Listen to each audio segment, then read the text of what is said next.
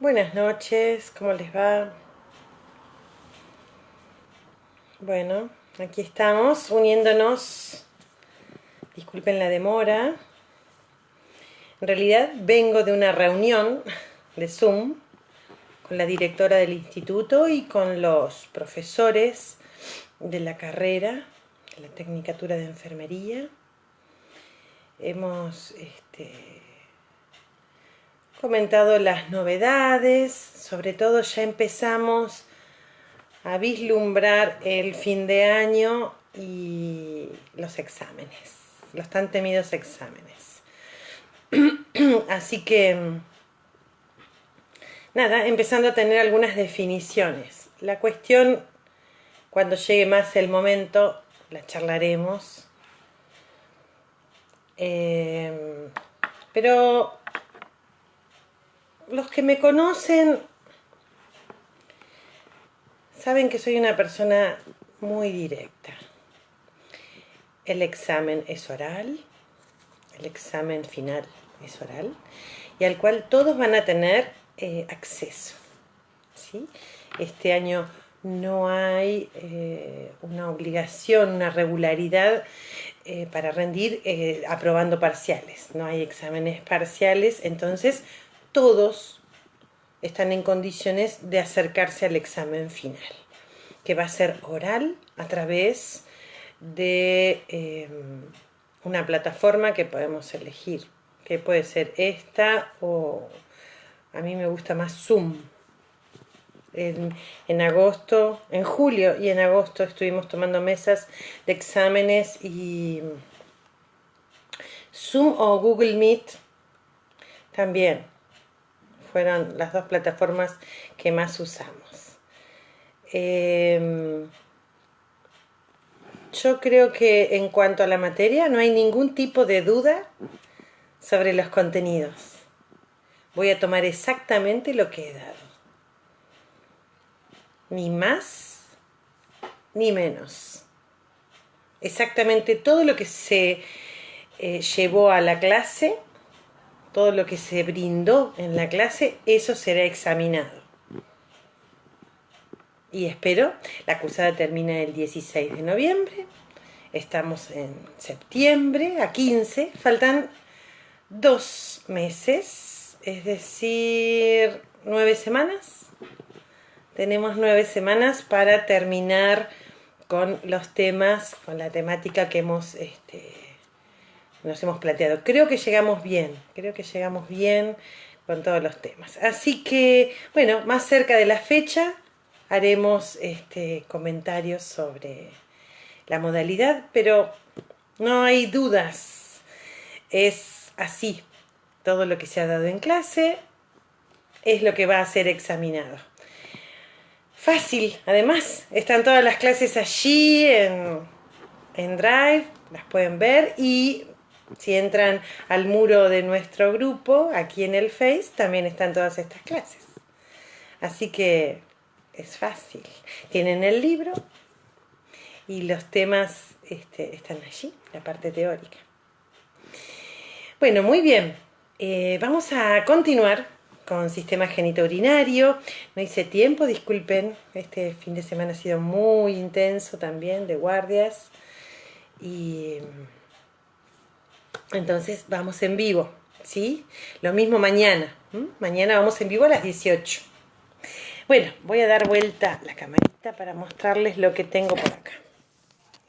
Que es esta imagen, la habíamos trabajado en la clase del, creo que 6 de septiembre, por lo que me estuve fijando hoy. Creo que era el 6 de septiembre, que fue la clase que vimos la anatomía del sistema. Entonces me voy a poner por aquí al costadito. Vi que han dejado preguntas. Voy a tratar de que esas preguntas sean respondidas. Las vamos a tratar de llevar para mañana. Porque antes de contestar preguntas me parece que hace falta terminar de ver el tema. Pero es solo una cuestión técnica. A ver si me acerco un poquito más. No, demasiado cerca. Ténganme un poquito de paciencia. A ver ahí. No, es demasiado cerca. A ver ahí. Bueno, parece ser que ahí puede ser. Voy a poner los comentarios. ¿Me confirman si lo están viendo bien? A ver si esto lo enderezamos un poquito ahí.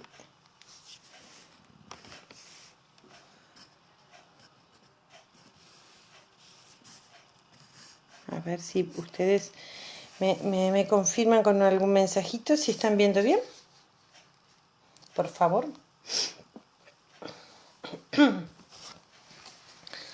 Lucía dice sí. Sí.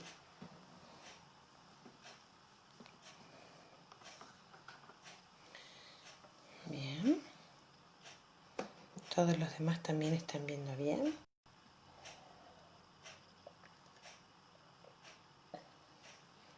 Raquel, Malena, perfecto. Gabriela, bárbaro. Muy bien. Veamos, entonces, repasemos estos perfiles. Son imágenes de perfil, ¿verdad? Este es un perfil masculino, este es un perfil femenino. Al corte podemos ver dos estructuras que son óseas en el perfil y que nos determinan qué es lo anterior y qué es lo posterior. Este es el pubis o rama pubiana del hueso coxal, que obviamente al ser un corte sagital y medial,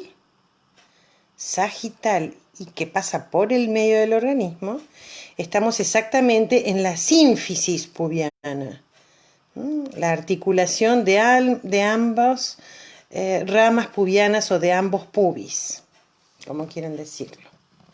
Y por detrás vemos a sacro y coxis. Sacro y coxis,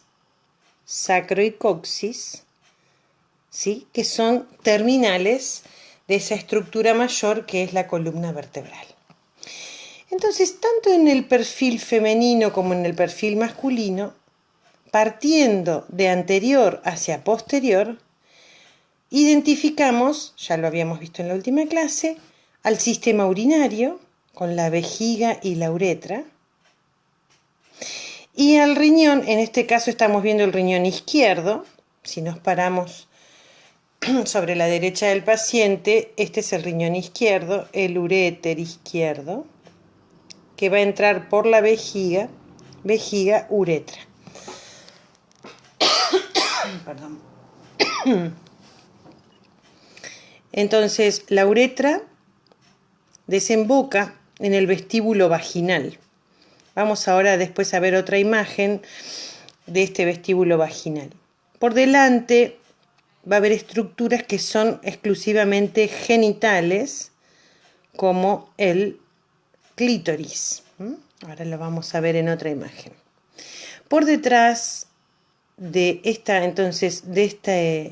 unidad riñón, uréter, vejiga, uretra, que es el sistema urinario, por detrás, de anterior a posterior, se encuentra el sistema genital femenino, constituido por el útero, el ovario y la trompa. En este caso también estamos viendo ovario y trompa izquierdos, la vagina, que también desemboca en el vestíbulo vaginal.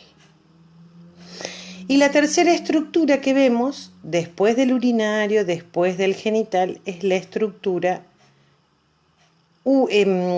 gastrointestinal, que ustedes conocen ya muy bien, y es el recto y el ano. Por eso identificamos tres orificios: el meato urinario, el vestíbulo vaginal propiamente dicho y el ano. En el sistema masculino las cosas son diferentes. Nuevamente vemos al riñón izquierdo con... Por ahí yo me voy a acercar, ¿no? Por ahí, si me puedo acercar allí, va a ser mejor. Ah, qué bueno, no me había dado cuenta.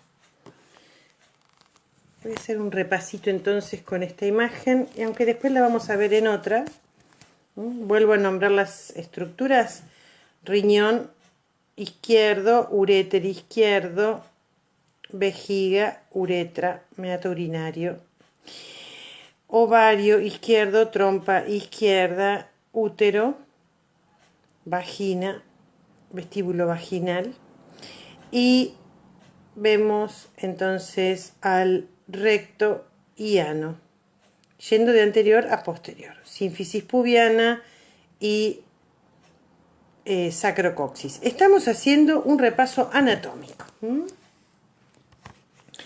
de los órganos del sistema genitourinario. En el varón entonces tenemos a la vejiga,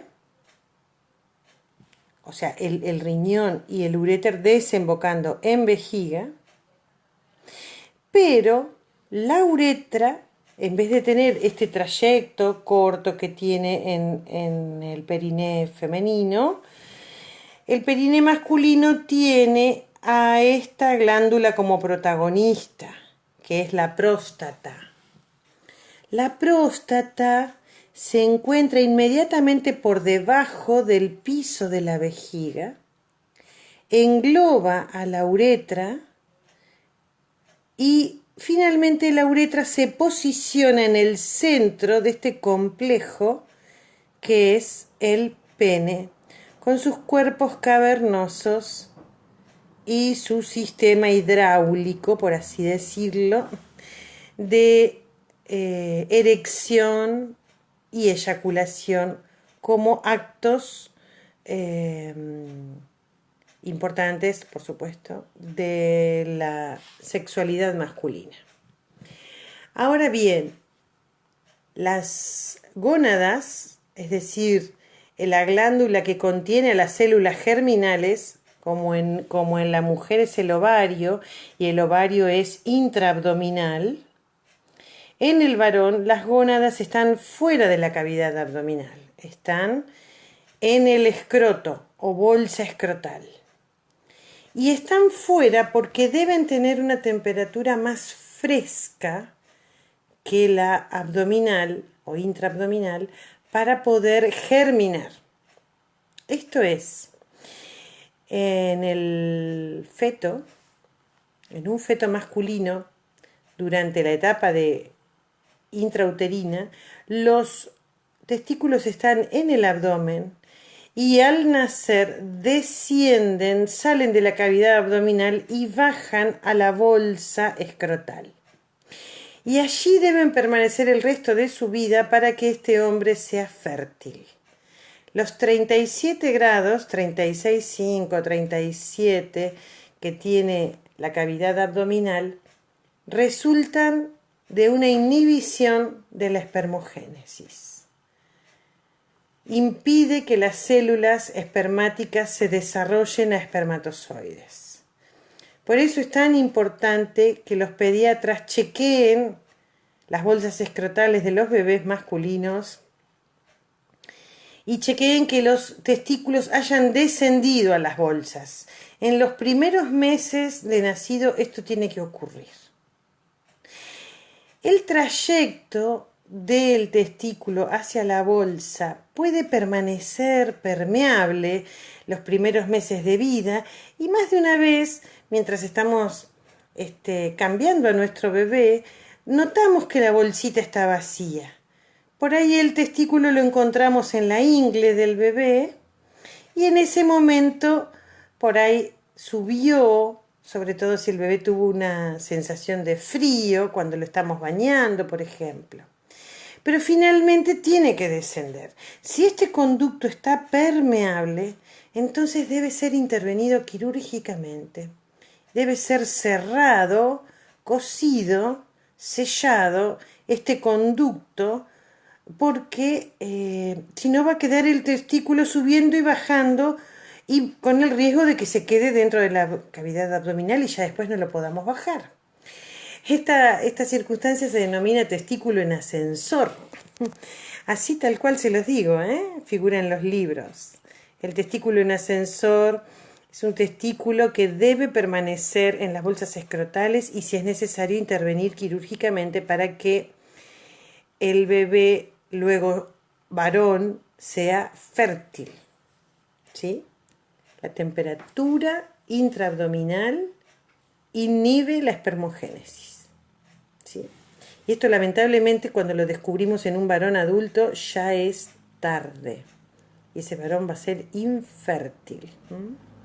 Ahora bien, cuando los espermatozoides se forman aquí en el testículo, tienen que hacer el recorrido del conducto deferente, que es el conducto que conduce, valga la redundancia, los espermatozoides hacia la próstata. Durante toda su vida el varón tiene espermogénesis, sobre todo a partir de la pubertad, ¿no? Ahí comienza con la acción de las hormonas masculinas. Eso lo vamos a ver ahora, hoy no, pero mañana en más profundidad. Se alojan los espermatozoides en esta glándula que se llama glándula o vesícula, mejor dicho vesícula espermática, y las vesículas seminales o vesículas espermáticas tienen que contener a los espermatozoides hasta que ocurra una eyaculación. Y esto, como es un acto que le ocurre al varón entre instintivo y volitivo, voluntario, entonces es la próstata la que agrega el contenido líquido del esperma. Espermatozoides más líquido prostático conforman finalmente el esperma. Bien, teniendo estos dos perfiles para comparar, decimos entonces que la mujer tiene sistema urinario, sistema genital y sistema gastrointestinal por separado. En cambio, el varón tiene un sistema genitourinario compartido y el sistema gastrointestinal no, por fuera. Hay animales que tienen los tres sistemas desembocando en un mismo conducto que se denomina cloaca, como las gallinas. Las gallinas tienen una cloaca que es la desembocadura del sistema gastrointestinal, urinario y genital, por ejemplo, ¿no? Un ejemplo que se me ocurrió ahora traer a colación. Muy bien, vamos a ver ahora por separado. Esta la dejamos para después. Quiero que veamos el perfil femenino. A ver si lo puedo dejar quietito. Este está bien agrandado. Yo después les voy a subir este power, como hago siempre. Esperen que estoy acomodando algunos papelitos. Bien. Ahí va. Este dibujo me gusta más. Aquí vemos entonces al pubis, hueso púbico, sínfisis pubiana, porque el corte es, como muestra aquí, sagital, medial. Vemos el vello púbico sobre esta estructura de tejido adiposo que es el monte de Venus. Y en el espesor de este tejido adiposo se encuentra el clítoris. Véanlo. Muchos autores dicen que es un pene rudimentario. Me parece poco pedante decir que es rudimentario. Simplemente es pequeño, pero tiene tantos receptores sensitivos como los tiene el pene masculino. Y es obviamente la fuente de excitación directa genital femenina. Por supuesto que lo que se denomina erotismo, en lo que se denomina erotismo concurren muchos estímulos, ¿no? Visuales, auditivos, sensoriales. Pero definitivamente el clítoris es una estructura cavernosa que se llena de sangre en el periodo de excitación, impidiendo que la sangre salga y por lo tanto tiene una erección, una ingurgitación sanguínea que lo hace muy sensible, por supuesto. La manipulación del clítoris conduce a la mujer al orgasmo. Y el orgasmo femenino definitivamente depende de la estimulación clitoriana. Freud hablaba de un orgasmo clitoriano y de un orgasmo vaginal.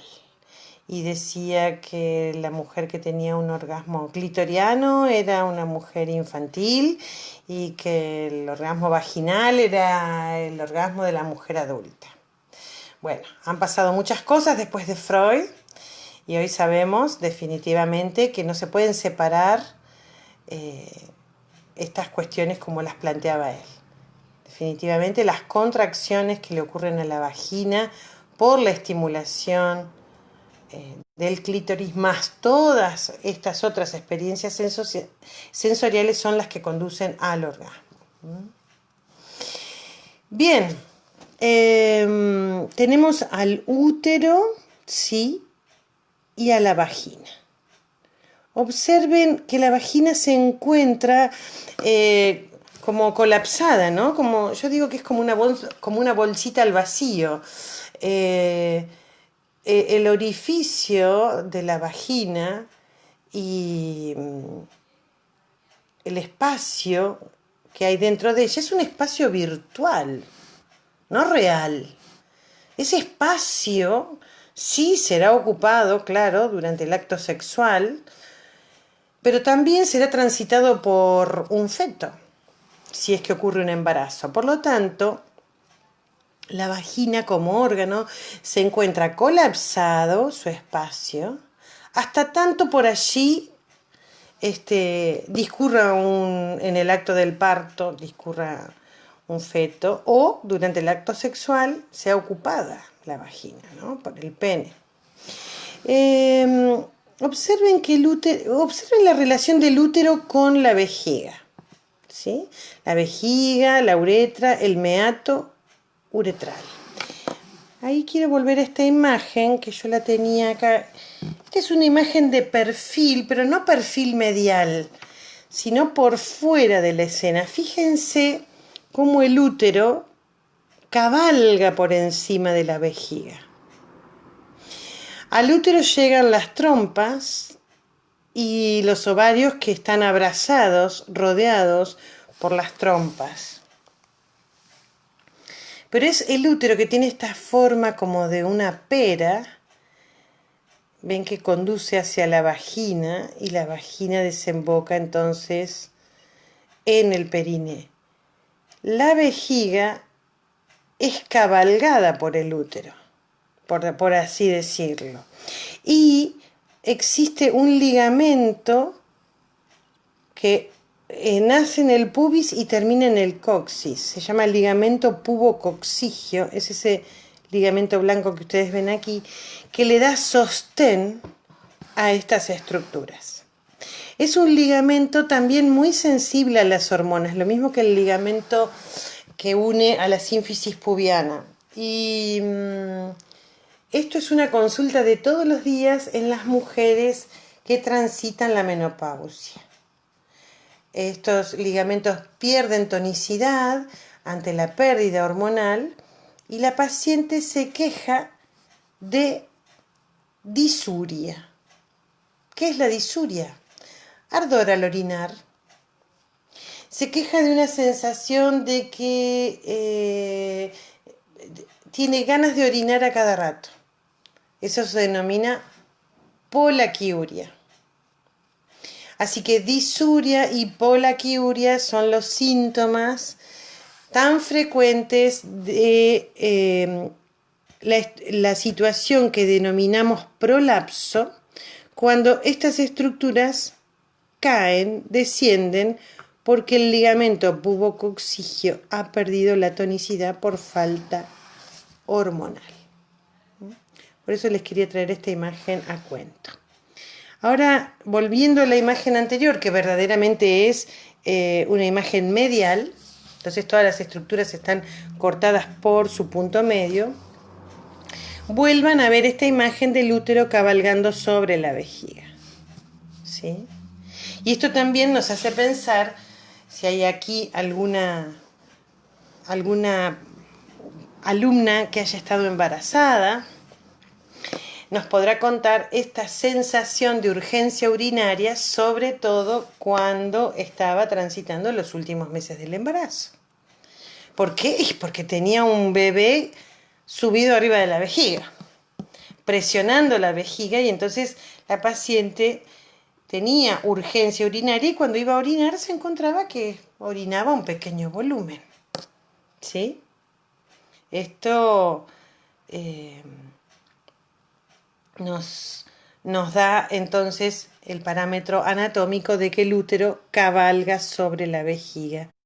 Y esa disuria o polaquiuria que tiene la embarazada también es por el sobrepeso que le genera a la vejiga, el útero ocupado, ¿no?, por un bebé. Fíjense que estos órganos están todos recubiertos por peritoneo, pero no están dentro de la cavidad peritoneal. La cavidad peritoneal está aquí. El peritoneo llega hasta el útero y lo cubre, llega por encima de la vejiga y la cubre. Este es el peritoneo parietal, ¿no? Pero estos órganos quedan por fuera de la región peritoneal o cavidad peritoneal. Estos órganos que están por fuera de la cavidad peritoneal se denominan órganos pelvianos. ¿Sí? Entonces, la región de la pelvis es la que se encuentra entre el pubis, el sacrocoxis y por debajo de la cavidad peritoneal. Fíjense que aquí el peritoneo hace un repliegue como un ángulo. En anatomía le llamamos fondo de saco. Fondo de saco, como que aquí, ¿sí?, uno puede meter las manos en ese lugar. Este fondo de saco tiene un nombre propio, fondo de saco de Douglas se escribe. El fondo de saco de Douglas, fíjense que es algo que yo puedo examinar desde la vagina. Puedo meter mis dedos por aquí y lo puedo tocar. Y también puedo meter los dedos por el recto, hacer un tacto rectal y tocar el fondo de saco de Douglas. O sea que el fondo de saco de Douglas, que es un fondo de saco peritoneal, es la parte más baja, estando la paciente de pie, de la cavidad peritoneal. Si hay pus en esta cavidad peritoneal, como por ejemplo durante una peritonitis, ¿se acuerdan la imagen que les mostré de la peritonitis? Bueno, si hay pus en esta cavidad peritoneal, ¿dónde se va a alojar la pus? En el fondo de saco de Douglas. ¿Y cómo me doy cuenta si el paciente tiene pus entonces? La paciente.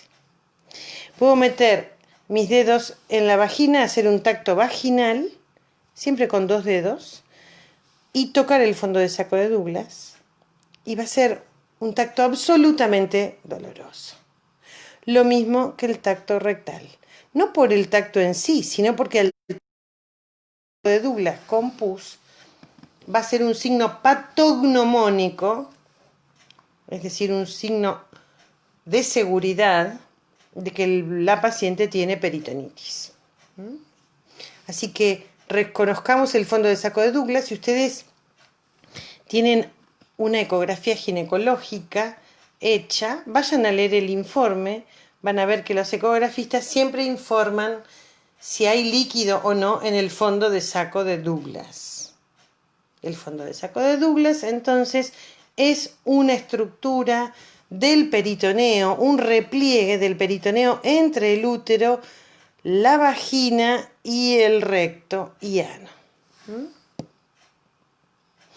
Bien, vamos entonces a un perfil masculino.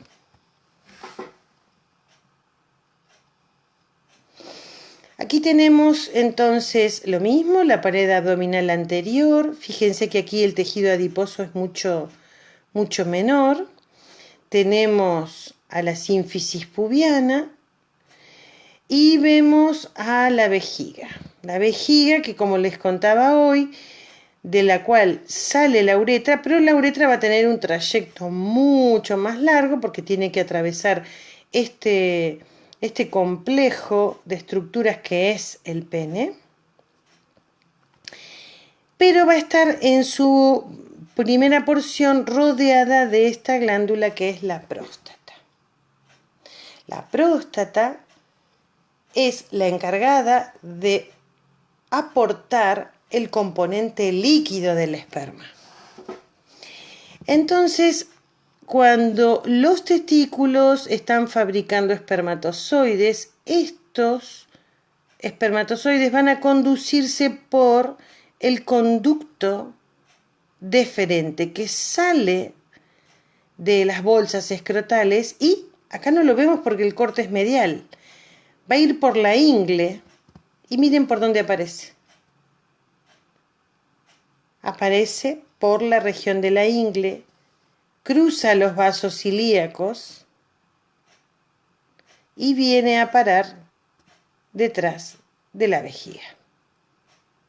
¿A dónde? A estas estructuras que son las vesículas seminales. Las vesículas seminales almacenan a las espermatozoides para cuando el señor tenga ganas y oportunidad de eyacular. Entonces, este es el conducto deferente. Conducto deferente. Fíjense, vuelvo a esto que no sé si... No, ahí no lo alcanzan a ver. Está muy oscuro. Yo ahora luego les estoy subiendo este archivo para que lo puedan ver. Este es un perfil de esta forma, ¿sí? Masculino. Yo creo que es mejor que lo deje quieto ahí. Este perfil masculino entonces es medial, absolutamente el corte es medial. Fíjense, el pliegue glúteo, estoy viendo una persona cortada por la mitad. Por lo tanto, el conducto deferente yo acá no lo puedo ver, porque el conducto deferente pasa por la región inguinal. Viene por la región inguinal y desemboca en las vesículas seminales. Allí las espermatozoides se acumulan y van a unirse junto al líquido prostático para continuar su camino hacia el exterior en el acto de la eyaculación. En esta imagen ha sido seccionado el recto, solamente estamos viendo el ano, pero no es casual esto. El que hizo el dibujo quiso sacar el recto para que pudiéramos ver todas estas ramas que son los nervios pudendos. Fíjense que salen de cada ganglio de la columna vertebral.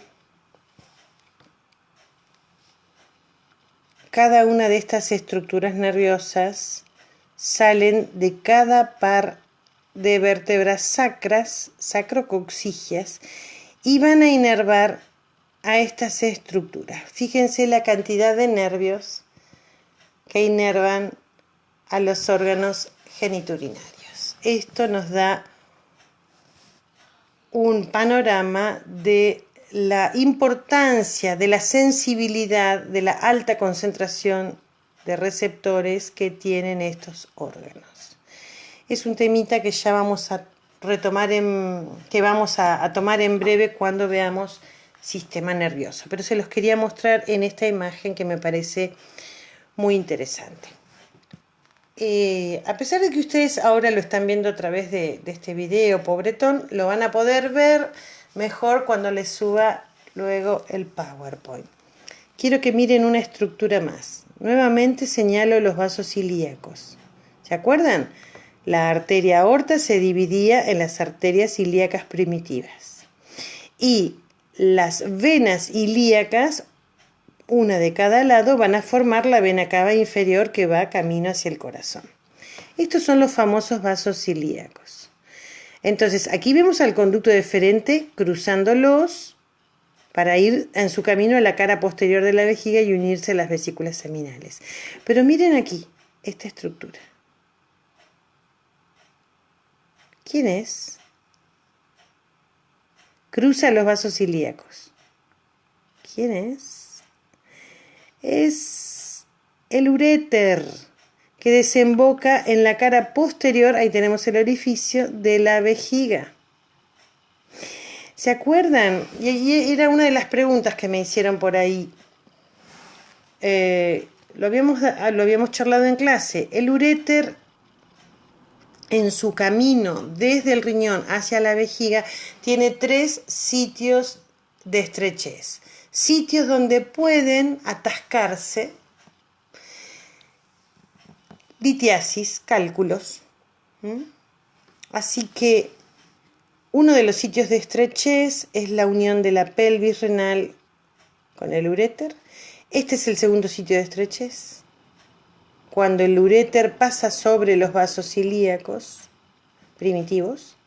Y el tercer y último sitio de estrechez es cuando ingresa a la pared de la vejiga, desemboca en la vejiga. Una alumna había preguntado si esos sitios de estrechez eran permanentes o se habían generado luego de alguna enfermedad. Creo que era así la pregunta. Después la voy a volver a leer para contestarla bien mañana. Estos sitios son naturales, son sitios donde el uréter es más estrecho. Pero, por supuesto que también pueden ocurrir estrecheces de los uréteres en las infecciones maltratadas, en las intervenciones, por ejemplo, durante una cirugía ginecológica. Imagínense el uréter llegando a la vejiga cuando yo tengo que extraer un útero, por ejemplo. Por alguna razón tengo que hacer una histerectomía, es decir, una cirugía que extrae el útero. Muchas veces ocurren estos accidentes durante la cirugía. El accidente de llevarse un uréter puesto, o durante el acto de suturar al uréter. Esto es tener muy presente la relación anatómica. Esta otra imagen me gusta porque tiene a los órganos que venimos nombrando para relacionar. Entonces ahí tienen este panorama anatómico. Este sitio de estrechez, y me falta el sitio donde la pelvis se continúa con el uréter. Muy bien. Vamos a ver entonces esto que me encanta, que es entender cómo la medicina se vale de las relaciones anatómicas para poder acceder a órganos que de otra forma no se podían evaluar. Y esto es el tacto rectal de un masculino. Fíjense esta imagen aquí, a ver si me acerco, la pueden ver un poquito mejor. El paciente se encuentra en esta posición y el médico está haciendo una ecografía prostática transrectal, es decir, a través del recto. El paciente se encuentra con las piernas semiflexionadas, entreabiertas, y el médico está introduciendo un transductor a través del ano. Como ven aquí, usa un transductor que no es más ancho que este lápiz, tal vez un pelito más ancho que este lápiz, no mucho más que eso. Introduce el transductor a través del ano y la pared del recto, dijimos, que tomaba contacto con la cara posterior de la próstata y con las vesículas seminales, estas que están en rosa. ¿Sí? Lo que vemos aquí en celeste, y si lo vemos viene desde la ingle, es el conducto deferente. Acá se ve bastante borroneado, cuando ustedes estén frente al Power lo van a poder ver mejor. Tenemos entonces al conducto deferente que viene desde la ingle y desemboca junto a la vesícula seminal en la próstata. En la próstata aporta el componente líquido, las vesículas seminales aportan el componente celular, es decir, los espermatozoides, que se unen, ¿sí?, y terminan en la eyaculación. ¿Qué es lo interesante de esto? Que no hay ninguna estructura ósea que impida la muy buena valoración de la próstata. Y curiosamente, los cánceres de próstata ocurren en la cara posterior de la próstata. La próstata como glándula tiene 3 lóbulos, 2 lóbulos laterales, un lóbulo medio, y ese lóbulo medio es posterior. Así que cuando el transductor se apoya, está valorando fundamentalmente a ese lóbulo medio posterior de la próstata. Entonces, es una tontería que los varones no quieran hacerse este examen, porque es apenas un momento, apenas un par de centímetros, no más de 2 o 3 centímetros, que se introduce un transductor del grosor de un lápiz, y se puede valorar y detectar tempranamente una lesión maligna de la próstata. Tenemos que invitar y difundir el uso de la ecografía transrectal, así como se ha difundido tanto el examen ginecológico, el Papa Nicolau, que salva las vidas de tantas mujeres que tienen el buen hábito de hacérselo una vez al año. El varón también podría salvar su vida detectando lesiones tempranas de la próstata con un tacto rectal y con una ecografía transrectal. Por eso les traje esta imagen, porque debemos hacer prevención de estas enfermedades. El cáncer de próstata en el varón y el cáncer de cuello del útero en la mujer son la segunda causa de cáncer general en las personas. La primera causa, lamentablemente, es el cáncer de pulmón. Tanto en hombres como en mujeres, el cáncer de pulmón es la causa número 1 de enfermedad neoplásica. La causa número 2 en el varón es la próstata y en la mujer el cáncer de cuello de útero. Bien, por último, vamos a examinar esta región que denominamos periné. Y estamos ante un periné femenino. Este periné femenino nos muestra, vamos a ver, a entender a esta paciente, se encuentra en posición ginecológica, está acostada, con las piernas abiertas, ¿sí? Y esta es la parte anterior y esta es la parte posterior. Aquí vemos al monte de Venus y aquí ya vemos las regiones glúteas. Los orificios, a saber, así como los nombramos en el perfil, son el meato urinario, la vagina y el ano. El meato urinario desemboca junto con la vagina en toda esta entrada o estructura que denominamos vestíbulo vaginal. Este vestíbulo vaginal, entonces, es donde desembocan el orificio de la uretra y el orificio vaginal. En la mujer,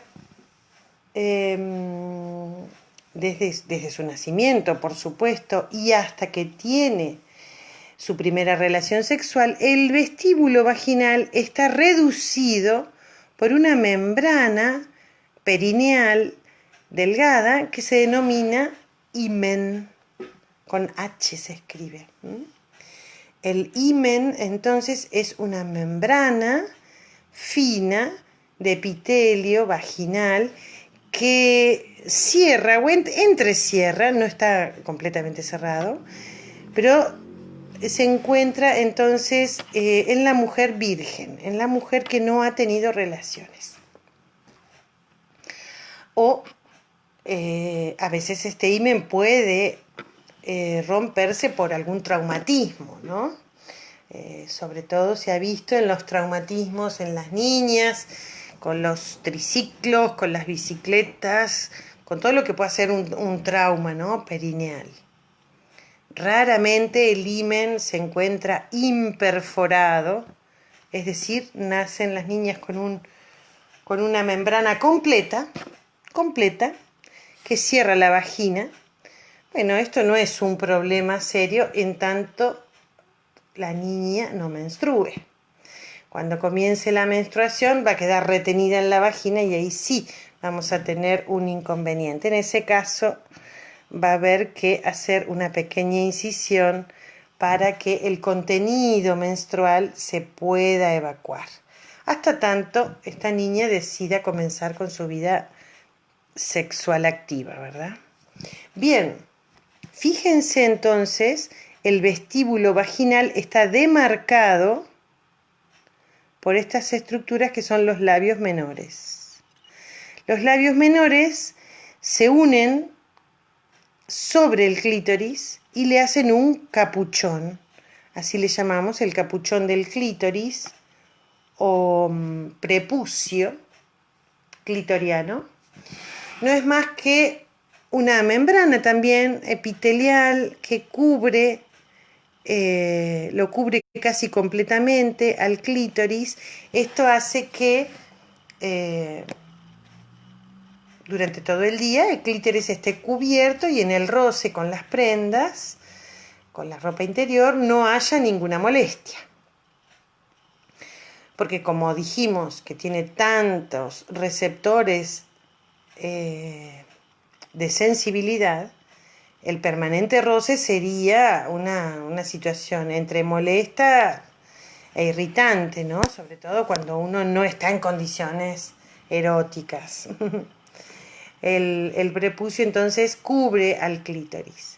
Pero bueno, cuando las condiciones están dadas para el erotismo, el clítoris se ingurgita de sangre, el prepucio se retrae y comienza la erección del clítoris. Bien, entonces clítoris, meato uretral, vestíbulo vaginal y vagina propiamente dicha, cerrada parcialmente por el himen.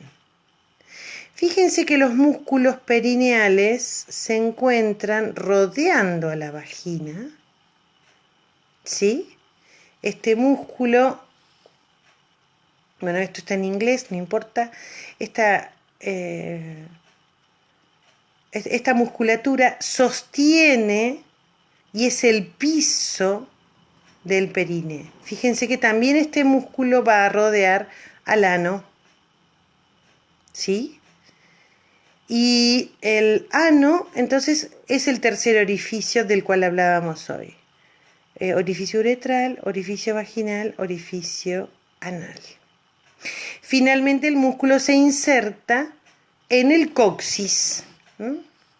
Y este es entonces el ligamento anocoxigio,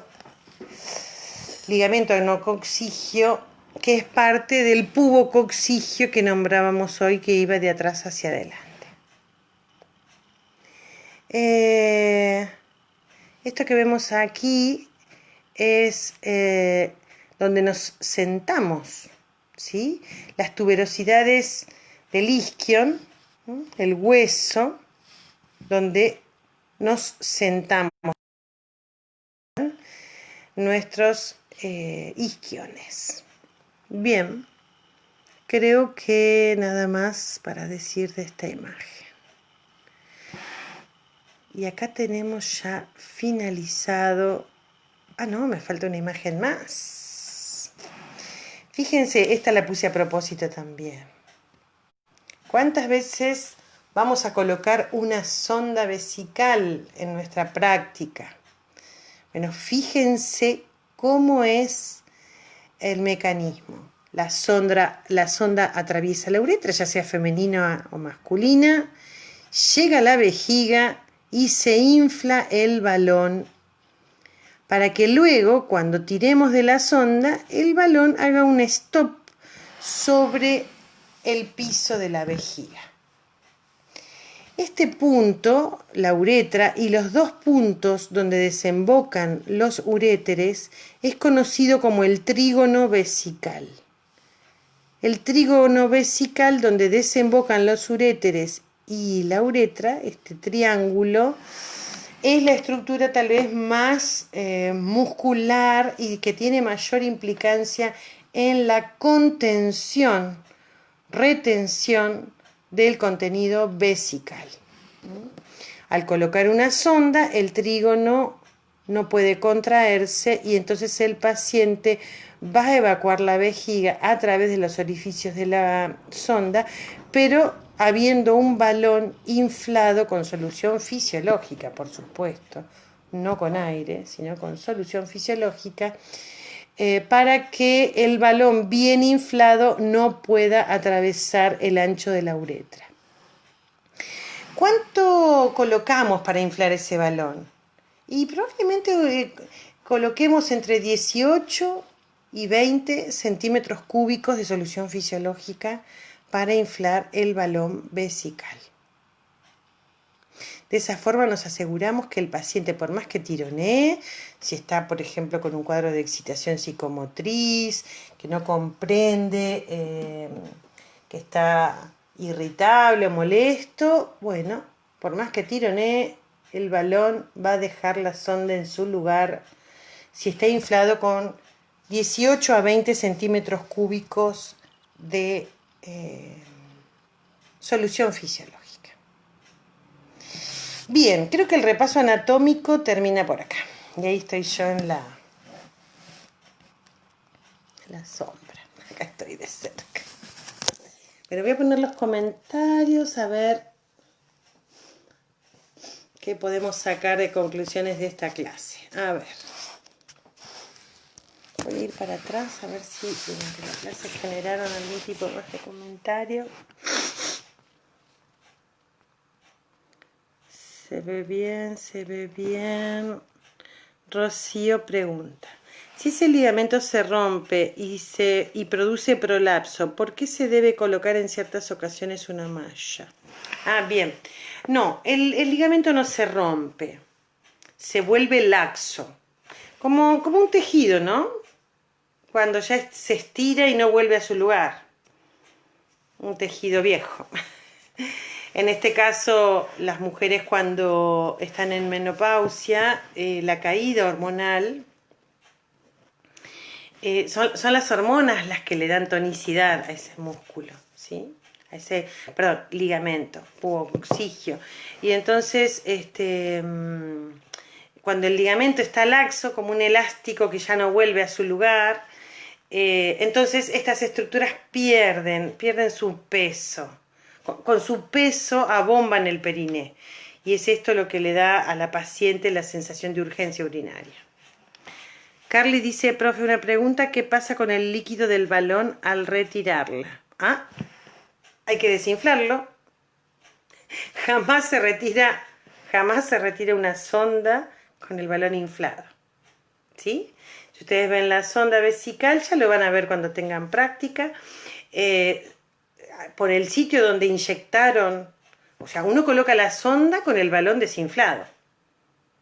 Una vez que ingresó a la vejiga, infla el balón con solución fisiológica y luego tironea un poquito hasta que hace tope. Listo, tarea cumplida. Ahora, cuando hay que retirarlo, ¿qué hay que hacer? Primero, colocar una jeringa vacía y aspirar 18 o 20. Tienen que venir 18 o 20 centímetros cúbicos de solución fisiológica. Ahí el balón se achata, se coloca, queda al vacío completamente. Ahí sí puedo retirar una vez que desinflé el balón. ¿Sí? Ya lo van a ver en práctica. No creo que haya prácticas este año, obviamente. Como les conté, estuvimos en reunión con la directora del instituto, con el director de la carrera, la señora Daniela Lutz, y el profesor Jorge Pereira. Ellos estuvieron dándonos algunas directivas sobre cómo va a terminar el año y cómo vamos a tomar examen. Pero la pandemia nos va marcando el ritmo, ¿no? De qué es lo que va a ocurrir, qué es lo que no va a ocurrir, no lo podemos predecir. Así que la vuelta a las clases presenciales, ya a esta altura del año, estamos en mitad de septiembre. No creo que ocurra. Y menos llevarlos a ustedes a un hospital, exponerlos a un virus tan letal. Ya va a haber tiempo de hacer prácticas, no desesperen. No desesperen. Está avanzada la hora, yo ya sé que este horario es difícil para que estén todos, veo que ya hay algunos que ya no están viendo. Mañana nos podemos encontrar en el horario de las 18. Mañana vamos a hablar de un tema divino. Para mí todos los temas son lindos, pero este me parece muy importante, que es el ciclo femenino, ¿sí? Quiero que se nos ordene, que hagamos un esquema muy clarito de cómo funcionan las hormonas. Así podemos conocer la sexualidad femenina y tomar decisiones. Nadie puede tomar decisiones sin conocer, ¿no? Así que voy a dar por finalizado este encuentro. Nos encontramos mañana a las 18. Pueden dejar sus preguntas. Voy a contestar mañana las que hayan quedado ahí en el Face y en el Classroom. Y mañana damos ese tema nuevo, ¿sí? Hasta entonces.